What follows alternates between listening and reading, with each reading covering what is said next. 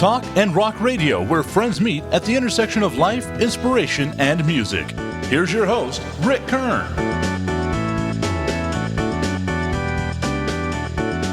Welcome, everyone, to Talk and Rock Radio. Have you ever wondered what it's like to be a big-time songwriter? Well, on today's show, we have one.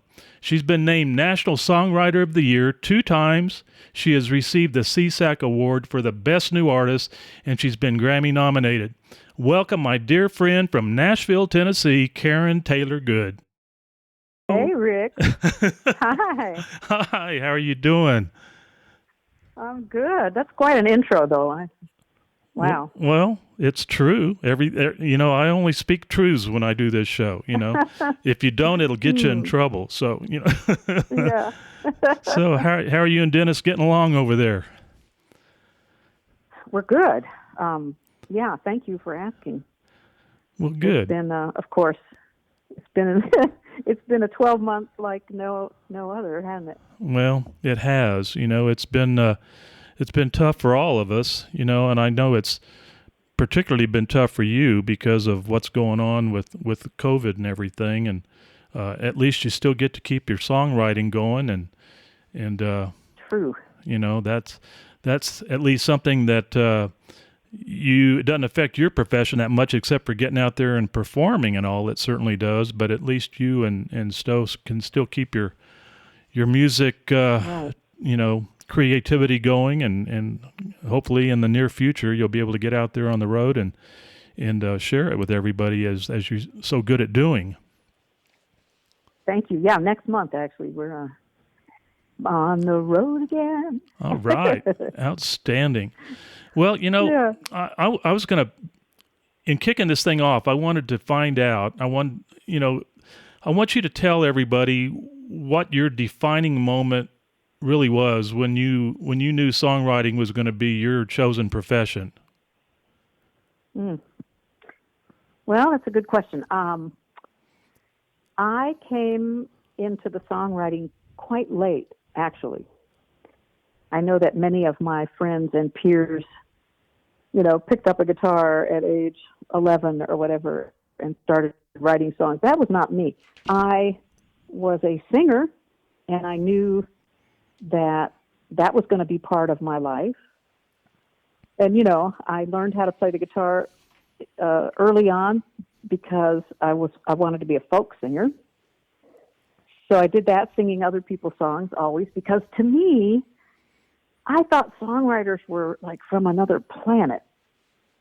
I had absolutely no idea how they made this magic happen. So I was very happy singing other people's songs. And then, then I got married in the early 70s to Bill Taylor, who you know. Yes. Another El Pasoan, dear friend, and still a dear friend, although we have not been married for 35 years. But Bill was a really good songwriter, and he wrote lyrics a lot of times and didn't know what to do about the music. Well, I came up playing the piano, and so I thought, well, I bet I could put some music to his words.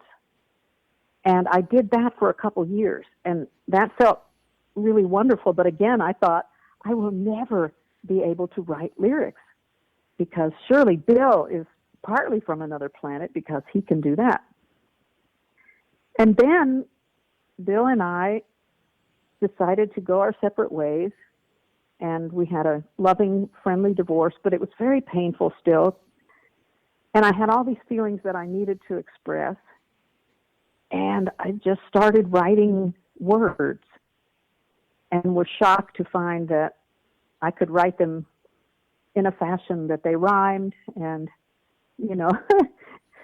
so I looked at some of these lyrics and thought, some of these writings, and I said, I wonder, excuse me, I wonder if these could be song lyrics. And I sat down at the piano, and I'll be darned. So I was just about 30 years old when I realized that I could indeed write songs. And were you already So out in that's Were you already out in Nashville when that happened, or were you still in El Paso when you decided that, sitting at the piano and creating? Yeah. Yeah, actually, I was in Memphis. Oh, you were in Memphis. I moved. Yeah, right. I moved from Nashville. I moved from El Paso to Memphis for 7 years. Yeah. And what year? And it was during that time. What year did you do that? I'm thinking it was like 1971. Okay. No, maybe 72 or 3. So this would have been And right after the Medicine Band, then, right after you finished working with Hugh Prestwood, right? Exactly. Okay. Yes, exactly. Excellent. Okay. So in Memphis, while you were there, did you hop over to Stax Records and do some things there, or what, were you just there creating? I actually did, but the only thing I got to do a couple cool things. Because Bill, and he's the reason I moved to Memphis, Bill was the studio manager at High Records, where Al Green did all of his recording, yeah. And Stax needed somebody to do lead sheets. So I got to go over to Stax and get some, cassettes of music, and I got to make lead sheets for some of these fabulous songs. And then I got to do some background singing on some Al Green things because of Bill. So, yeah, Memphis was fun. Most of the time I was there, I was singing jingles at the William B. Tanner Company, singing lovely things all day long like KELP, El Paso, and things like that. And of course, you did some national ones of those, too. I think you did a peanut butter and a couple others, right? That was actually after I moved to Nashville, and then I started going up to Chicago. Yeah. Because that's where the union jobs were. Right. So I am now a big union fan because, really, are you a union fan, Rick? When we went on the road and got out to L.A., I realized we got to join the union. That's the only way you can survive out there, and of course we were wanting to get into the studios and do our own thing, like everybody does when they leave El Paso. They seem to they go left, they always want to go out to LA. So that's what we did. I was a member of, which one was it? I think it was out of Irvine. I'm trying to remember the musicians union now. I don't even remember the name. It's been so long ago. There's nobody there anymore. I think that was so long. I think they're all probably dead and gone now. But yeah, I am a supporter of unions, except when it comes to putting together my own productions, like that you've been a part of. Border Legends, I couldn't have done what I did with Border Legends for 8 years if I had to go by union rules and everything. But doing our local production, it was. But I do support it. To answer your question, yes, definitely. Yes. I'm very grateful to the AFM, the AFTRA, and the SAG pensions that my husband and I receive, which help us to live. Yes, for sure. Speaking of that, before we get totally into what I want to talk about with you today is Dennis. I know Dennis played trombone with Elvis. Was that pre you and him? I think it had to have been, right? It was. Yeah, because that was 70. Yes, it was. 77 when Elvis passed away. So I was right. Yeah. So tell me just a moment about him. How long did he play with him, and how many gigs and all of that? He did several studio sessions with him, and he did one a long road trip, a series of concerts with Elvis towards the end of Elvis's life and career. Okay, so yeah, he has some stories, some great stories. Oh, yeah, we all do. In fact, yes. I'm getting ready. I'm getting ready next week to do an interview with Mike Stone. If you know who that is, that's who Priscilla Presley left to go with when she left Elvis. And and he's a friend of mine. In fact, he's been in a whole bunch of Bruce Lee movies. He's a 10th degree black belt in martial arts. But yeah, so I'm scheduled to meet with him next week. He's living on an island somewhere out in the Philippines. All I know is right now it is tomorrow over there by 14 advanced hours. So over there it's like 4 in the morning right now. So kind of crazy. But anyway, back to this. The when he was playing with Elvis, of course, the very first big showroom that we played with my band when we were out in L.A., we got booked to go to the Sahara Lake Tahoe. And when we drove up, there on the big sign was Elvis Presley with a J.D. Sumner, quartet and all that. It was and then our name was down below, Tapestry, and all that. Wow, this is cool. Wow. And but I was just curious as to whether Dennis was playing in the orchestra on that gig, but that was 1974, so it was probably prior to when he did. I think so. Yeah. Yeah, but often wondered about that. I meant to ask him that when we sat up at Las Cruces that day with the four of us chit chatting and stuff, and always forgot to ask him that question. But before you did the TV commercials, I know you had recorded with such notables as Dolly Parton and Kenny Rogers, Willie Nelson, George Jones, and of course you already mentioned Al Green. What was it like performing with those guys? Well, these are studio sessions, right? These are, I was a background singer on all these recordings. Uh-huh. So other than George Jones, and we did get to work with Dolly in the studio live, everybody else we were singing to their voices that they had already put on their voices. So although I have sung on all those recordings with all those people, I actually never got to meet them. Oh, wow. But George Jones was amazing. What a singer. Oh, yeah. What a voice. Yeah, and we did everything live. Everybody he wanted live, and it was pretty unusual back then even. Yeah. That was exciting. And singing background to Willie Nelson, who was not in the studio, but trying to match his phrasing, and there were 6 of us background singers. I think that's the hardest thing I've ever done because his phrasing is crazy, Oh, his guitar playing is crazy. When you yeah. it seems like he's always ahead of the beat or something. It's just real strange. But but that's his unique style. Willie's amazing.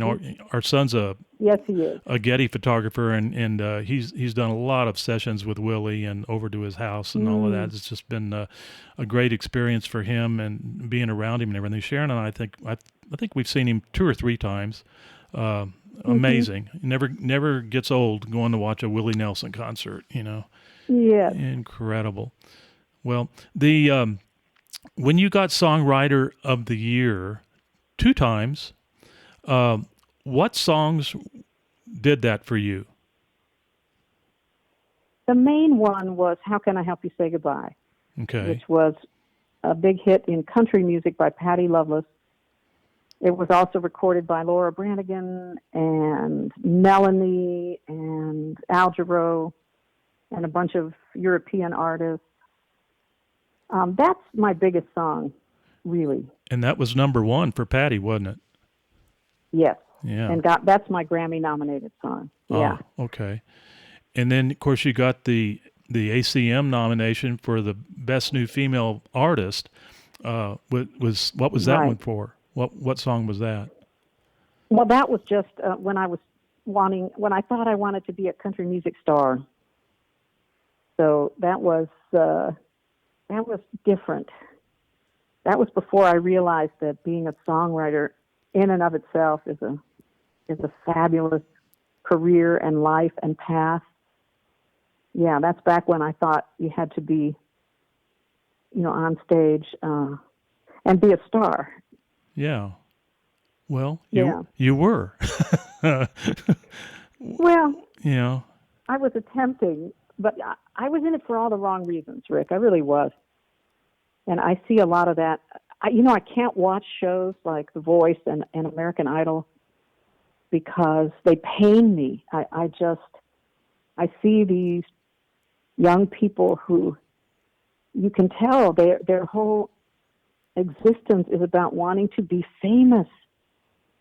And I just want to take each one of them and wrap them up in a hug and go, no, you don't. You need to live life a little bit. You need to understand more about the business and what you're about ready to embark upon, right? Yeah, and do it because you write beautiful songs that you want to share. Do it. There's so many other reasons other than the wanting to be famous. Right. But I spent many painful years on that path. Well, yeah. You did. And, in your songwriting, it's based, I think that's what I love so much about your music is that it is so inspiring, it's motivating, and you can tell that you're writing from the heart, you're singing from the heart. It's all about experiences. You've lived a lot of ups and downs in your life and gone through so many experiences that life throws at you, and of course we all do, but you're a songwriter and you were able to put these experiences down on paper and on tape, audio tape, when it's not digital.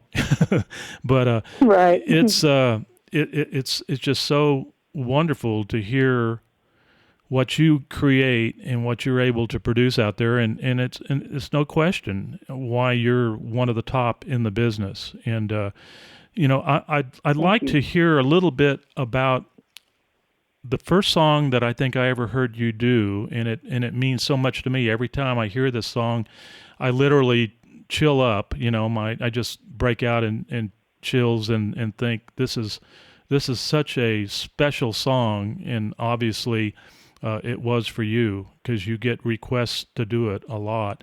Talk to us a little bit about what the motivation was for Precious Child.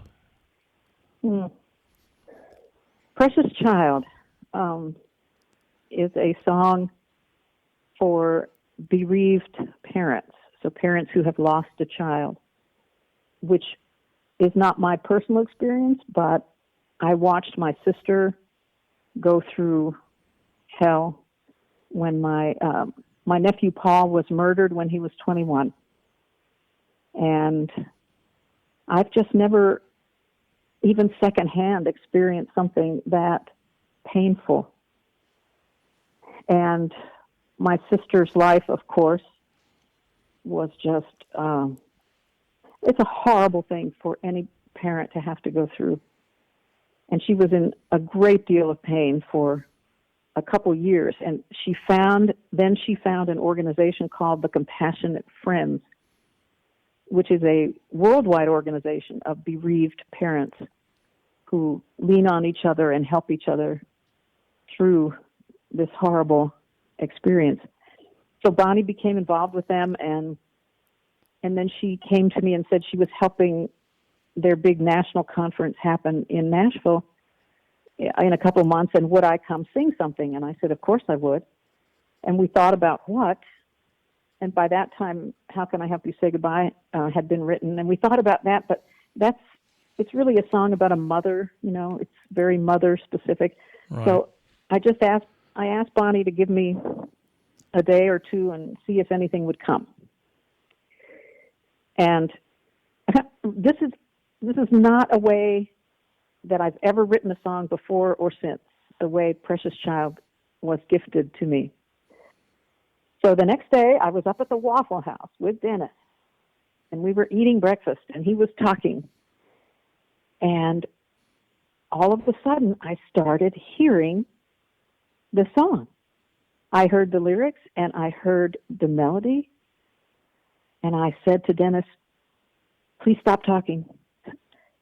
And I grabbed a waitress who was coming by. I asked to borrow her pen, and I took a Waffle House napkin, and I started writing down the lyrics, and then I wrote the numbers of the melody above the words.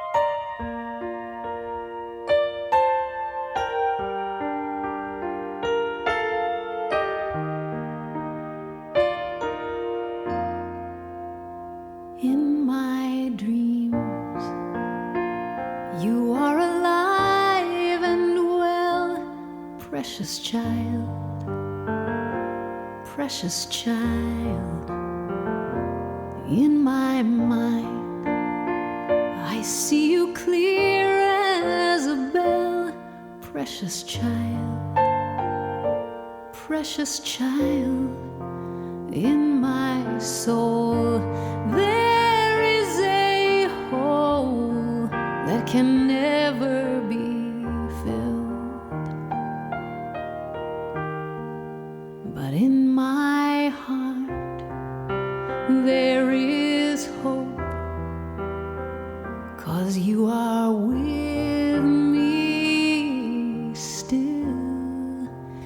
In my heart, you live on, always there, never gone. Precious. And that song, I'm telling you, Rick, I've never written a song like that before or since. And so I feel like I just feel like it was being sent through me to minister to all of these precious parents who end up losing their child. And unfortunately, this is one of my most popular songs, which makes me sad and happy. Well, for all the right reasons. You know, it really is. When I heard the song for the very first time, I knew it was something very special, and I knew there was a very inspirational attachment to it. You know, I've never heard this story told by you, but I knew that, you know, it meant something very special because it is a very special song.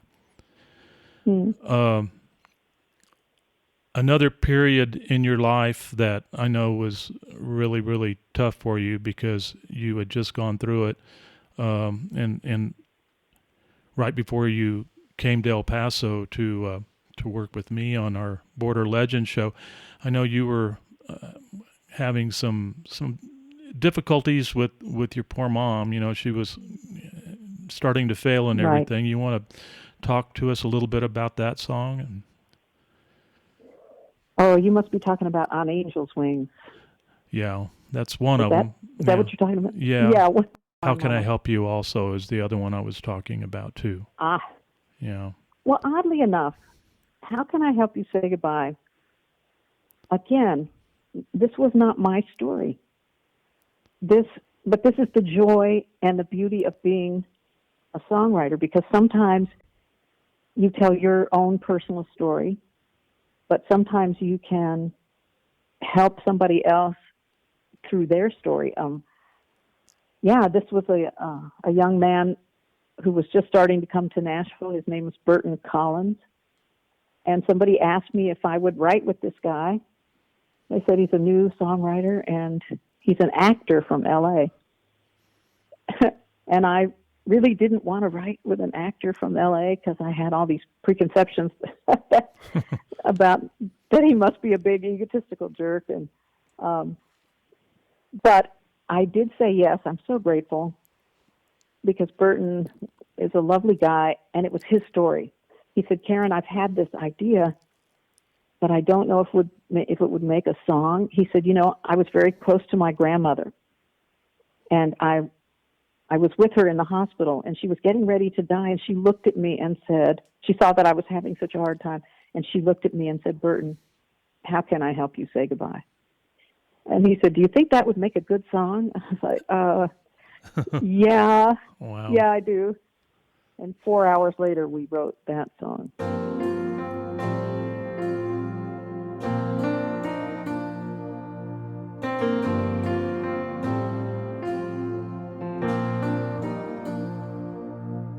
Through the back window of our 59 wagon, I watched my best friend Jamie slipping further away.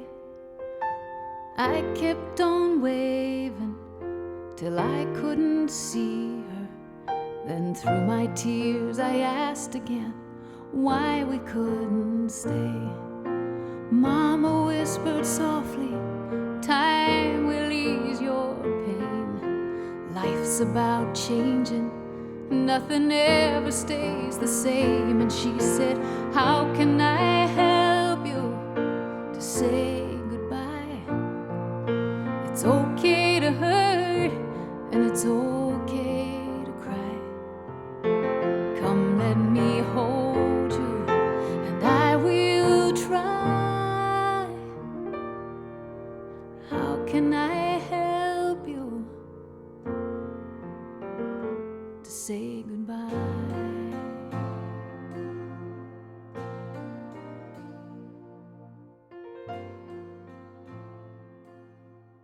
It was, yeah.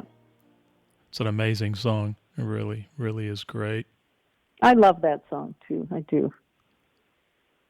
When you were traveling on the road and doing your incredible shows, lifting people up, and I've been to several of them. Tell us a little bit about some of your experiences of reaching out to people and how they talked to you and asked you to give them inspiration and everything. How do you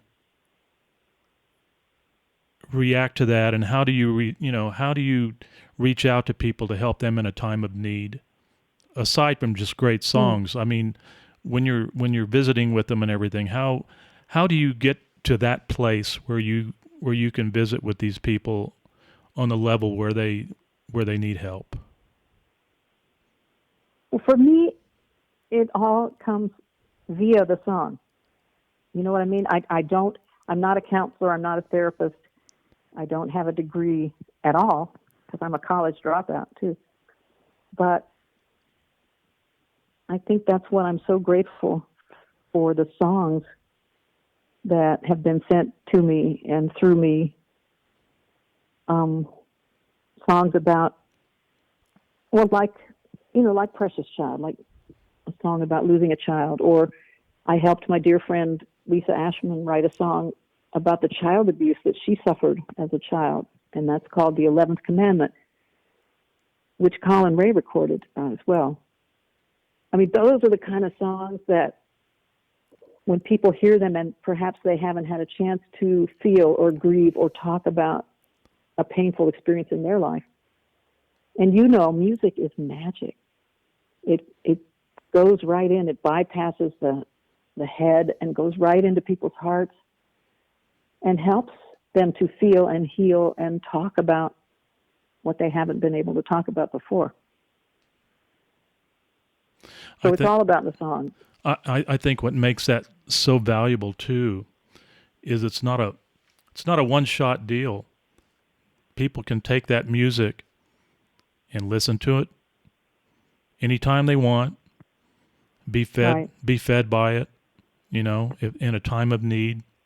I think that's what's so powerful about music anytime, not just, it's just something that you can, driving in your car, you can get on the Sirius radio and listen to whatever it is you want to listen to, whether it's inspirational or you want to be, rocking down the highway, whatever it is, you can pick your choices. And, but that's a very cool thing that you're able to do. And it's got to be very rewarding knowing that when you were up there performing for your audience, that you're bringing it close to home to those people sitting out there. I know you always have with me every time I've heard you perform, and I've heard you, sing for my Lions Club. In fact, I don't know, was that event when you sang for us, when I lined that up for you? Gosh, it's been a long time now. Was that your first exposure to Lionism? Rick, I can't remember. I can't remember if it was, and it might have been. The reason why I'm asking that, and I've never asked you this question, because you were so great during that, and then I know right after that I was thinking, I ought to ask Karen to join the El Paso Downtown Lions Club, and I think I did, and you said, I already joined a club, Rick. It's out of Tucson. That's right. and so That's right. they got there before I did. But anyway, I've just often wondered about that, you know. And then of course you did something for Lions International. You wrote a song for them, and were recognized. Right. In fact, you even performed it at what was that, an international convention or was that a state convention? It was. Yeah. It was an international. Yeah. So, yeah. That's been really rewarding. Yeah, I think that I learned about Lions from you and from my friend Karen from the Tucson Club about the same time. Oh, okay, great. Yeah, I remember. And I was very surprised. I remember at Trinity First United Methodist, where we were meeting down there at the time. I know it took us about 6 guys to get that piano up on stage for your performance that Friday. Right. I remember that. Oh Lord, Oh, that was so brave of you. but well, we had to get it done. You know, it was the only way this was going to work. We had to get that piano up there so everybody could see Karen play, and it was so cool. In 2009, I had given you a phone call. You were in Nashville, and I said, Karen, I've got an event that Rod Crosby and I are producing called Border Legends of El Paso, and I said I would really appreciate it if you could come to El Paso and be our MC. And I remember your response to that was, Rick, I'll do anything you want me to do to come be part of that. Mm-hmm. Now, let me just ask you first. I got to say, to those that weren't there that night, Karen came in, and not only did she MC the show, but she performed about 3 or 4 of her songs and just really hit it out of the park. But since you weren't performing much in El Paso, mm-hmm. at that time you were already gone to Memphis and Nashville. But what was it like for you sitting in front of 400 or 500 people, singing in your hometown again that night? It was wonderful. It was very special. Yeah, I love El Paso so much. I don't know that people are always surprised, if you've never lived there. I think a lot of people go, oh yeah, well, I drove through there once, and there's a lot of brown, there's a lot of mountains and desert, and it's brown. Yeah. But El Paso is a magic place. There's so much kindness and love and togetherness, people working together. I never knew that it was different or weird that my family was Jewish. I never knew that it was a big deal if somebody was black or Mexican or whatever, because in El Paso, I promise you, it didn't matter. And I was there until I was 22 years old. Yeah. So right. What does that say about, it's such a loving, special place. Do you not think so? I'm so jealous that you still live there. Well, I do feel that way. I love my city of El Paso. In fact, Nicole and Ricky, who are our kids, they live in Austin now, and Nicole, she just, more than Ricky, but Nicole just absolutely loves El Paso. I mean, every time we do something that's, special to us here, she'll say, oh, or we'll send a picture or whatever, and she'll go, oh, I miss that so much, and mm-hmm. we did so much with our kids anyway when they were growing up. We were involved with them and doing so many things. We'd go to the museum, we'd go and do, to shows and at the plaza and just different concerts, different things, and they love that, and so when we talk about the El Paso Film Festival or whatever, they'll come in. Of course, when Robert De Niro was here, Ricky came in and photographed that. And but it's just, they love their city. There's no doubt about that. They had to stay where they're at because of the professions that they are in, and they could not make a good living here in El Paso with their chosen professions, but they still love their city. And you obviously do too, because I remember that night sitting on stage. I think the very first song you were talking about was the mountains, and the brown mountains, right.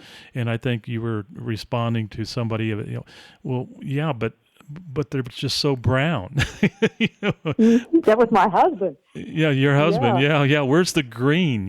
But that's Dennis, El Paso. Dennis grew up in I know he grew up in Pennsylvania. Yes.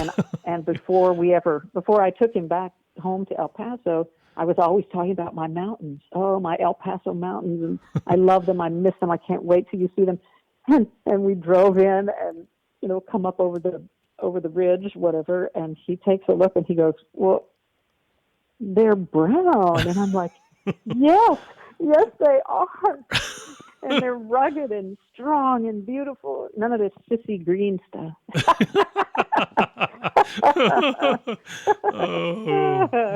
That's funny. While you were here, it was so special because I knew that part of my plan, part of my wish to, and it still is. I have not shelved this idea. It's still something that I'm working for and working towards, and that was eventually to do a music documentary, a full-length movie, if you will, about being a musician and why we do what we do as long as we do, up to the point where we can't anymore or we just pass on. Right. And I remember sharing this with you, and of course Dennis and myself are both passionate craft beer drinkers. We love our craft beers, and so I remember we all decided to go up to Las Cruces to a craft beer brewery up there, and so I remember that afternoon sitting there for several hours just talking and sharing ideas back and forth and everything, and I shared my ideas with you about this movie that I want to do, and then you came back to me with a response about a song that you had just finished writing, and I know you were pitching it to Garth or somebody, weren't you? Yeah, we pitched it around. It never found a home. Yeah, well, and the song is called "It's What I Do." Yeah. You told me that day, you said, "Rick, if no one buys this song, if no one wants to do this song, then it's yours for the movie." And I never forgot that. I had not heard the song yet, but when you sent me that clip that day, I went into Sharon and I said, she went, "Oh my gosh," and it wasn't you singing it. It was another session singer that you had chosen to do it. Right, a guy, A guy, and but boy, it was just so powerful and so good.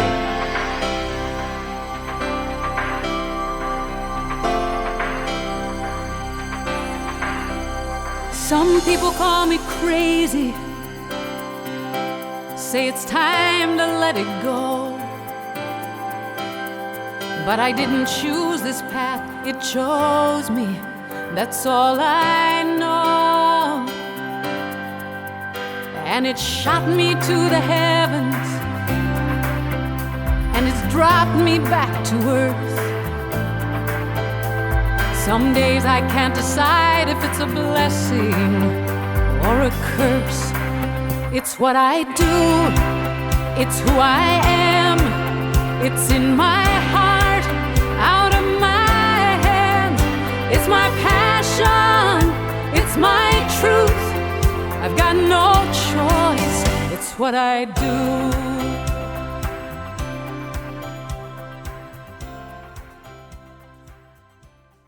And I remember asking you to be a part of this video interview that I was doing. So I took you into the studio and interviewed you and Randy Fuller from the Bobby Fuller Four and I think Right. I don't think I had worked with Dwayne Quirico yet on that one, but anyway, I remember seeing and doing the video with you of your response to this song, and I remember your final what you said in the video clip, and it was just so cool, and just wanted to let you know that I'm still working on that. Good. Doing a movie like this, first of all, I haven't even done the storyboard yet. I know what I want to do, but I wanted to get creative with this, and I wanted to kind of intertwine 3 stories simultaneously. And I've seen this done numerous times, and it can be very effective, but I'm not a screenwriter. I'm not a playwright. I don't know how this is totally done. So my wish is to, when I can financially afford to do this, and I'm hoping that it'll be fairly soon. I'm not getting any younger. I need to do this, but I want to do this in such a way that'll, if I can't do it right, I'm not going to do it at all. But I definitely want to still do this, and make it right. But that was a tremendous time to have you guys while you were here, to take your time to go in and do that with me, and I thought it came out really nice. We've got a little trailer, and it's called "It's What I Do." I have used the music one other time with one of your dear friends, Patty Tiscareño, and she says to say hi to you, by the way. Oh, good. Yeah, Good. and Give her a hi back. I will, and Okay. I use that as the intro music to a show that I produced at my old high school, at Isleta High School, Oh, wow. for 1,200 fifth graders, and I had PT and the Cruisers performing that day, inspiring little kids to learn how to think about putting music in their curriculum, and because I remembered what that was for me when I was in grade school, and how impactful that was to see my first music production. It was so cool, and that's why I wanted to do that at that school. But anyway, at the very beginning, for the roll in of the before we started the show, I did some video panning out in the audience of the little kids, and Doug Neal out there doing high fives with them and everything. It was real cute. And then I used that song at the very beginning, and it was pretty neat, pretty darn neat. That's great.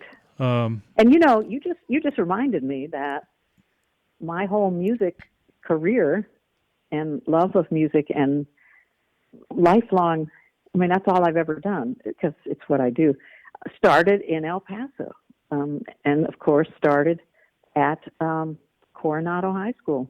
I was on the other end of town from you, but if it weren't for the choir, the trying out for the choir, and that changed my life. It truly changed the trajectory of my life. I don't know what I would have done if not for discovering that I had a voice and the sweet, sweet people who encouraged me. Was that just in high school, or did you start singing in the grade school as well? Well, I was so insecure about myself. I had a rather large nose that kind of grew up before the rest of me, and of course, I got bullied by a couple kids, and I was just a mess at Coronado when I was a freshman and a sophomore. And somehow I found the courage to audition for choir my junior year, and I made it. Wow. And that my self-esteem grew, my vocal skills grew, and my whole life changed. I'm so grateful. What if we hadn't had choir? What if nobody was doing music in school? And that is a tragedy. Well, and you and I have very similar backgrounds in that I think I was singing choirs before I ever even thought about playing drums. On your latest album, you've done a song called Running After You, and it's about your sister Bonnie. You want to talk about that a little bit? Yeah, I do. I will say this is another great thing about being a songwriter, because this was a very personal song to me, and Stowe helped me write it, as she and I are writing everything together these days. But I thought that it really wouldn't speak to other people. But we do, what's the word I'm looking for? We facilitate retreats, especially women's retreats. And so we brought it out a couple of years back and sang it at a couple women's retreats. And oh my gosh, there were several women in the audience who that night went and contacted their sisters who they had not spoken to in a long time. This is the power of a song. So yeah, this, so my sister and I grew up in El Paso on Gold Street, 2720 Gold Street. And she was my idol. She was 2.5 years older. And she was the ballet dancer I wanted to be, just like her. I wanted to play with her. And my mother told the story of, I used to run after her, just begging her to play with me, and she would turn around and kick me in the shins. and I said, I feel like that's been going on for, 69 years at that point. and I continue to love my sister. I love her. I don't feel like she likes me very much, and I've been trying, all those years to get her to like me. Well, it turns out that so many of us, if we have siblings, there's just issues, it's Yes. part of being in a family. Right. But this song has helped, other siblings to reach back out to their brothers or sisters.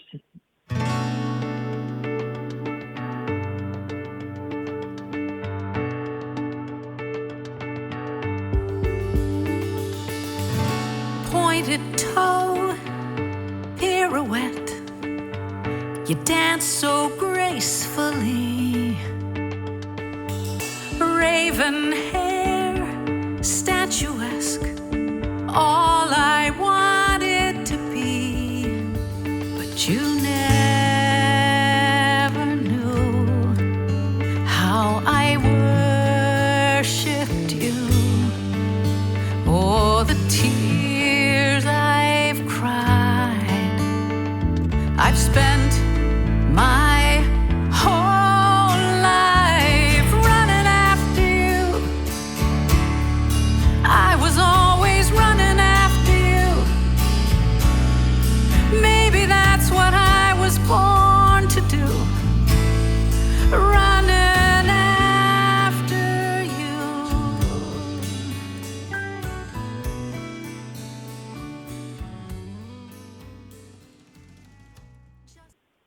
I love this song. It's a great song, and I appreciate you sharing it with me the other day. I can Thank you. totally relate to what you're saying.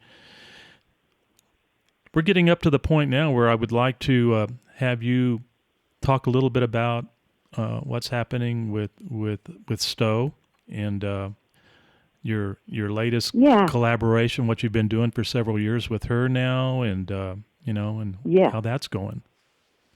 Well, thank you. So 10 years ago, I reconnected with a gal who I had met in the early 90s. So Stowe was a staff writer at BMG here in Nashville, and I was a staff writer at Warner Chappell. She had a hit song on the radio by the group Shenandoah. I had the hit song on the radio by Patty Loveless. And our publishers put us together because, there's a lot of co-writing that happens in Nashville. So our publishers put us together thinking we were going to write a big hit song for Reba McEntire or somebody. And we got together and just really liked each other, and we laughed. We wrote the most ridiculous song. It's rude. It's funny. It's called "Honey, I Want Your Money." I love it. And of course, Reba nor anybody else cut it. And both of our publishers thought we were insane when we brought the song back to them. Anyhow, Stowe and I lost touch. She left the music business before I did. we didn't see each other for 16 years, and the universe brought us back together just at a time when she had a book coming out called Flying High, and I said, Stowe, you've probably already written the album that's going to go with this book, right? And she said, no. So we started getting together once a week to see what it would be like writing songs together. And it was magic. Pretty soon we were writing on every Tuesday, and then we were writing every Tuesday and Thursday. And then it had to be Tuesday, Thursday, Friday. And then the first time we ever did a gig together, it was like, oh my gosh, our voices are so different. But something happens when we sing together. It's like a third thing that's bigger than either of the two of us is formed. It's magic. And, you know, she's a great guitar player, and I'm a moderately okay keyboard player. So those two instruments together work fine. And so for the last 10 years, we have been StoweGood. She's Stowe Daly. I'm Karen Taylor Good. We could have been Daily Good since she's Stowe Daly, and that would have been cute, right? Yeah. Get your Daily Good. I like StoweGood. We chose, I do too. We chose StoweGood. And yeah, this was our third full-length album that we just put out. And we have done many, many concerts all over the U.S.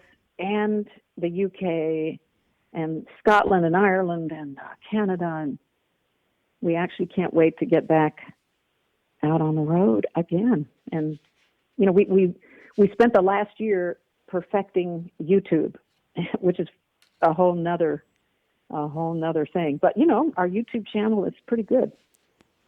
I would like people to go check it out. You bet. It's if COVID has done nothing else, it certainly has sharpened up our social media skills, don't you think? Oh, exactly. Exactly. And you know, we've reached more people. We get people who find our channel and they're from Australia or they're from, you know, other points in the world where we might not have ever reached them in our, you know, short lifespans here. So that part has been very exciting. Yeah. It is exciting. You know, I've only done this podcasting. This is my 4th episode.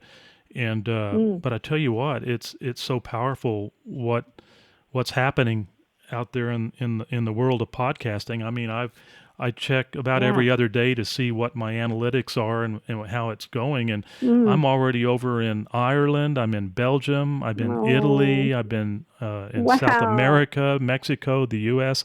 It's pretty darn it's so great. It's really exciting and if we can reach out and you know, share what we're doing and, you know, with the world, I mean, that's what makes it so gratifying. You know, I love doing this, but I think more than anything, I love visiting with my dear friends like you and hearing their voice and hearing their stories and kind of reliving, you know, what we're doing, what we love to do and being able to share that with the outside world, you know. But well, I think we're at the point right now, my dear friend, that we need to sign off.